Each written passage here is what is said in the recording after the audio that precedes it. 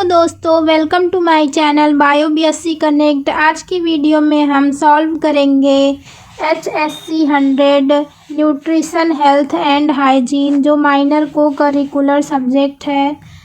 तो चलिए इसको हम देख लेते हैं क्वेश्चन पेपर को। अगर आपको मेरी वीडियो अच्छी लगे तो मेरी वीडियो को लाइक करें और चैनल पर नए हैं तो सब्सक्राइब करके जाएं। चलते हैं क्वेश्चन नंबर फर्स्ट पे। क्वेश्चन नंबर फर्स्ट है, डैश को एस्कॉर्बिक एसिड के नाम से जाना जाता है। तो इसमें ऑप्शंस दिए हुए हैं और पूछ रहा है कि किसको इसमें से एस्कॉर्बिक एसिड के नाम से जाना जाता है। तो विटामिन सी को हम लोग एस्कॉर्बिक एसिड के नाम से जानते हैं। क्वेश्चन नंबर 2 है, food containing vitamin C are, vitamin C युक्त भोज्य पदार्थ क्या हैं। तो इसका जो राइट आंसर हो जाएगा all of the above. Kiwi भी खट्टा होता है, उसमें भी विटामिन सी होता है, खट्टे फल में भी विटामिन सी होता है और ब्रोकली में भी विटामिन सी होता है। तो इसलिए हमारा जो राइट आंसर हो जाएगा option number D, all of the above. Question number 3 है, डैश को फाइबर रेशे के नाम से भी जाना जाता है। तो इसका जो राइट आंसर हो जाएगा ऑप्शन नंबर ए, रफेज। क्वेश्चन नंबर 4 है, रवि के शिक्षक ने देखा कि रवि को ब्लैक बोर्ड पढ़ने में कठिनाई हो रही है। डॉक्टर ने सुझाव दिया कि रवि को निम्न पोषक तत्वों में से किससे भरपूर भोजन बढ़ाने की ज़रूरत है। तो इसका जो राइट आंसर हो जाएगा option number B, vitamin A. Ravi को विटामिन ए से युक्त भोजन करने की आवश्यकता है। क्वेश्चन नंबर 5 है, फैट सॉल्युबल विटामिन्स आर, वसा में घुलनशील विटामिन्स कौन से होते हैं। तो हम सभी जानते हैं जो विटामिन ए, डी और ई के वो सब वसा में घुलनशील विटामिन्स होते हैं। इसलिए जो ऑप्शन नंबर डी होगा वो राइट हो जाएगा। अगर वाटर सॉल्युबल पूछेगा तो विटामिन बी एंड सी जो होते हैं वो वाटर सॉल्युबल होते हैं और जो विटामिन ए, डी, ई के होते हैं वो फैट सॉल्युबल विटामिन्स होते हैं। इसमें फैट सॉल्युबल पूछा है इसलिए ऑप्शन नंबर डी इसका राइट हो जाएगा। क्वेश्चन नंबर 6 है, रक्त का थक्का बनाने में कौन सा विटामिन महत्वपूर्ण भूमिका निभाता है। तो इसका जो राइट आंसर हो जाएगा ऑप्शन नंबर सी, विटामिन के रक्त का थक्का जमाने में सहायक होता है, ब्लड क्लॉटिंग में। क्वेश्चन नंबर 7 है, किस विटामिन को रेटिनॉल के नाम से भी जाना जाता है। तो इसका जो राइट आंसर हो जाएगा option number B, vitamin A को हम लोग रेटिनॉल के नाम से भी जानते हैं। क्वेश्चन नंबर 8 है, निम्न विटामिन में से बेरी बेरी नामक रोग किसकी कमी से होता है। तो इसका जो राइट आंसर हो जाएगा ऑप्शन नंबर सी, विटामिन B1 की कमी से बेरी बेरी रोग होता है। क्वेश्चन नंबर 9 है, विटामिन राइबोफ्लेविन है। तो कौन सी विटामिन को हम लोग राइबोफ्लेविन के नाम से जानते हैं। तो इसका जो राइट आंसर हो जाएगा option number B, vitamin B2 को हम लोग राइबोफ्लेविन के नाम से भी जानते हैं। क्वेश्चन नंबर 10 है, कैल्शियम व फास्फोरस के उपयोग व अवधारण के लिए कौन सा विटामिन आवश्यक होता है। तो इसका जो राइट आंसर हो जाएगा क्वेश्चन नंबर 10 का ऑप्शन नंबर ए, विटामिन डी। क्वेश्चन नंबर 11, निम्न में से किसकी कमी के कारण ऑस्टियोपोरोसिस नामक बीमारी होती है। इसका जो राइट आंसर हो जाएगा option number B, vitamin D की कमी से ऑस्टियोपोरोसिस नामक बीमारी होती है। क्वेश्चन नंबर 12 है, शरीर की वृद्धि, ऊर्जा, मरम्मत और रख रखाव के लिए आवश्यक पदार्थ को हम लोग क्या कहते हैं। तो इसका जो राइट आंसर हो जाएगा उसको हम लोग न्यूट्रिएंट्स बोलते हैं, पोषक तत्व बोलते हैं। क्वेश्चन नंबर 13 है, निम्न में से सभी भोजन में पाए जाने वाले पोषक तत्व हैं किसको छोड़कर। तो इसका जो राइट आंसर हो जाएगा ऑप्शन नंबर ए, प्लाज्मा। क्वेश्चन नंबर 14 है, शरीर को ठीक से कार्य करने के लिए जिस खनिज की आवश्यकता होती है उसे हम क्या कहते हैं। तो इसका जो राइट आंसर हो जाएगा ऑप्शन नंबर ए, उसे हम कैल्शियम कहते हैं। क्वेश्चन नंबर 15 है, ऊर्जा की एक इकाई है जो भोजन में निहित ऊर्जा की मात्रा को इंगित करती है। तो इसका जो राइट आंसर हो जाएगा 15 का option number C, calorie. Question number 16 है, ब्रेड, अनाज तथा चावल का समूह अच्छा स्रोत होता है। तो इसका जो राइट आंसर हो जाएगा ऑप्शन नंबर ए, ब्रेड और अनाज, चावल जो होते हैं वो कार्बोहाइड्रेट के अच्छे स्रोत होते हैं। क्वेश्चन नंबर 17 है, निम्न में से किस पोषक तत्व को सनशाइन विटामिन के नाम से भी जाना जाता है? तो इसका जो राइट आंसर हो जाएगा 17 का option number B, vitamin D को हम लोग सनशाइन विटामिन के नाम से भी जानते हैं। क्वेश्चन नंबर 18 है, स्वस्थ प्रतिरक्षा प्रणाली और मजबूत संयोजी ऊतक के लिए किस पोषक तत्व की आवश्यकता होती है? तो इसका जो राइट आंसर हो जाएगा 18 का option number B, vitamin C. Question number 19 है, आयरन की कमी से कौन सा रोग होता है? तो इसका जो राइट आंसर हो जाएगा option number B, anaemia. Iron की कमी से एनीमिया रोग होता है। क्वेश्चन नंबर 20 है, स्वस्थ लाल रक्त कोशिकाओं के लिए कौन सा खनिज तत्व आवश्यक होता है?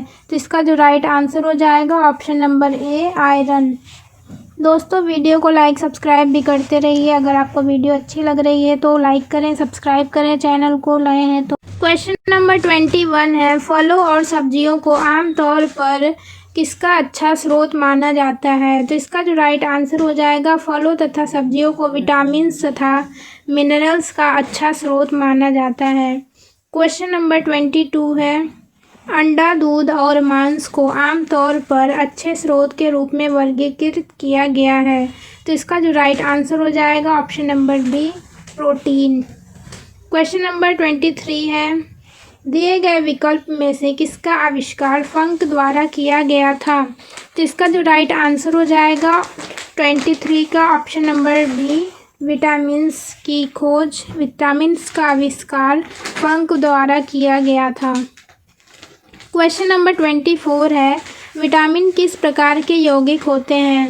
तो इसका जो राइट आंसर हो जाएगा 24 का ऑप्शन नंबर ए, ऑर्गेनिक कंपाउंड होते हैं। विटामिन जो होते हैं कार्बनिक यौगिक होते हैं। क्वेश्चन नंबर 25 है, मानव शरीर के किस अंग में विटामिन ए का संचय होता है? विटामिन ए किस ऑर्गन में स्टोर होता है? तो इसका जो राइट आंसर हो जाएगा ऑप्शन नंबर बी, लीवर में स्टोर होता है विटामिन ए। क्वेश्चन नंबर 26 है, कौन सी प्रजाति टाइफाइड बुखार का कारण बनती है? तो इसका जो राइट आंसर हो जाएगा option number B, bacteria. Question number 27 है, the immunization technique was developed by whom? टीकाकरण तकनीक किसके द्वारा विकसित की गई? तो इसका जो राइट आंसर हो जाएगा option number D, Edward Jenner. Question number 28 है, रक्षात्मक भोजन से मिलकर बनते हैं। तो इसका जो राइट आंसर हो जाएगा ऑप्शन नंबर डी, उपरोक्त सभी, all of the above. Question number 29 है, संतुलित आहार में उच्च स्रोत होते हैं। Balance diet consist high source of. तो इसका जो राइट आंसर हो जाएगा ऑप्शन नंबर डी, आहार में सभी पोषक तत्वों का संतुलित रूप, all the nutrients of diet in balanced form. Question number 30 है, स्थूल पोषक तत्व है, मैक्रो न्यूट्रिएंट्स आर। तो इसका जो राइट आंसर हो जाएगा option number D, macro nutrients जो होते हैं वो कार्बोहाइड्रेट भी हैं, प्रोटीन भी हैं, फैट भी हैं। तो इसलिए इसका जो राइट आंसर हो जाएगा ऑप्शन नंबर डी, उपरोक्त सभी। क्वेश्चन नंबर 31 है, कार्बोहाइड्रेट की अतिरिक्त मात्रा शरीर में जाकर परिवर्तित हो जाती है।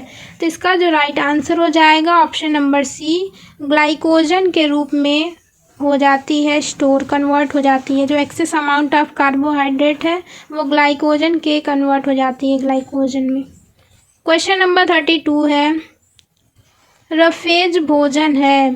तो इसका जो राइट आंसर हो जाएगा 32 का ऑप्शन नंबर सी, गैर पोषक, नॉन न्यूट्रिटिव है रफेज। दोस्तों ये डीडीयू यूनिवर्सिटी का पेपर है, इसमें 50 क्वेश्चन थे और प्रत्येक प्रश्न को हल करने पे आपको 2 नंबर मिलना था और ये 100 नंबर का पेपर था को करिकुलर का।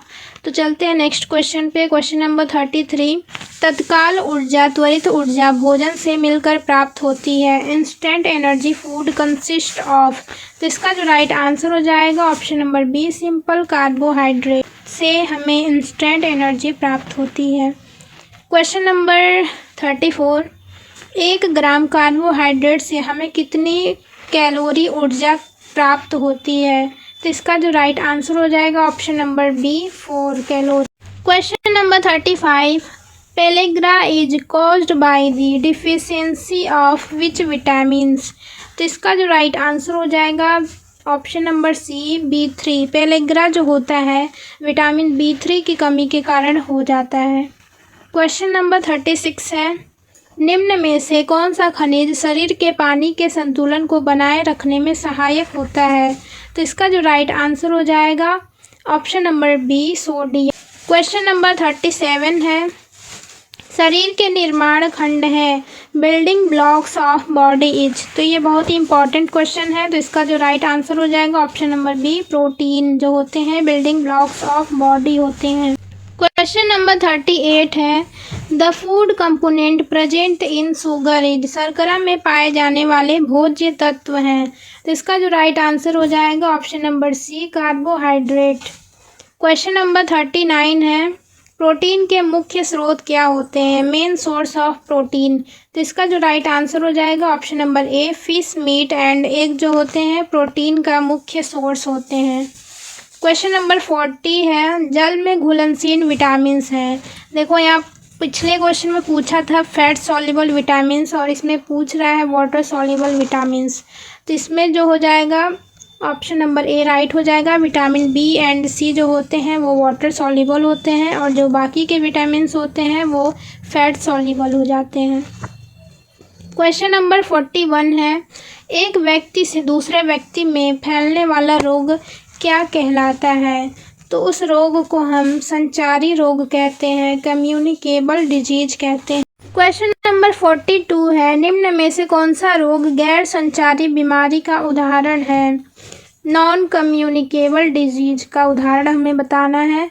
तो इसका जो राइट आंसर हो जाएगा क्वेश्चन नंबर 42 का option number D all of the above. जो कैंसर है वो भी हमारा नॉन कम्युनिकेबल है, डायबिटीज़ भी हो जाएगा और हाइपरटेंशन भी हो जाएगा। ऑप्शन नंबर डी राइट होगा। क्वेश्चन नंबर 43 है, एड्स तथा डेंगू बुखार किसके उदाहरण हैं। तो इसका जो राइट आंसर हो जाएगा क्वेश्चन नंबर 43 का option number B infectious disease संक्रामक रोग का उदाहरण है एड्स और डेंगू बुखार। क्वेश्चन नंबर 44 है, निम्न में से कौन संक्रामक बीमारी नहीं है। Which of the following is not infectious disease. इसका जो राइट आंसर हो जाएगा option number B scurvy. Question number 45, vitamin E की कमी से कौन सा रोग होता है। Deficiency of vitamin E leads to.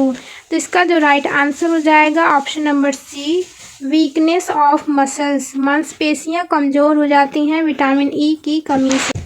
Question number 46 है, स्कारलेट ज्वर रोग का कारण होती है। तो इसका जो राइट आंसर हो जाएगा क्वेश्चन नंबर 46 का option number B streptococcus pyogenes. Question number 47 है, खाद्य जनित तब होता है जब कोई व्यक्ति रोग जनकों वाले भोजन का सेवन करता है। तो इसका जो राइट आंसर हो जाएगा ऑप्शन नंबर सी ए तथा बी दोनों, संक्रमण विषैलापन दोनों। क्वेश्चन नंबर 48 है, खाद्य जनित बीमारी के कारण हो सकते हैं। इसका जो राइट आंसर हो जाएगा option number D all of the above. खाद्य विषाक्तता भी होगा, खाद्य एलर्जी भी होगा, अनुचित भोजन प्रबंध क्रियाएं भी होंगी। Food poisoning, food allergy, proper food handling practices. Question number 49 है, रोग उत्पन्न करने वाले सूक्ष्म जीवों के लिए प्रयुक्त सामूहिक शब्द को हम लोग क्या कहते हैं। तो इसका जो राइट आंसर हो जाएगा ऑप्शन नंबर ए, उसे हम लोग पैथोजेंस कहते हैं, रोग उत्पन्न करने वाले सूक्ष्म जीवों को।